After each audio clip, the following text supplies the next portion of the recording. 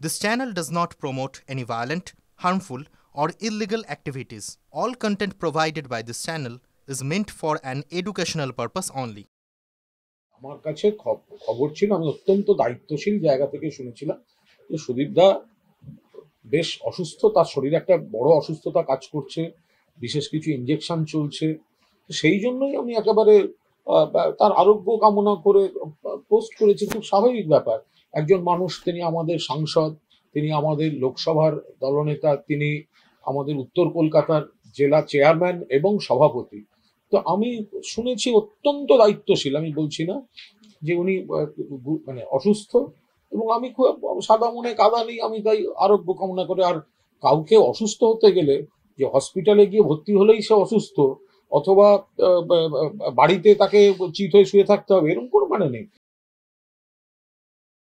এই তথ্যটা আমার কাছে সঠিক আছে, ওনার স্ত্রীর কাছে সঠিক নেই।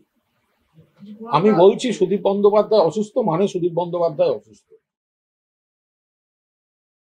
এটা তো স্বাভাবিক ব্যাপার। এখানে কামব্যাক কথাটা আসছে কেন?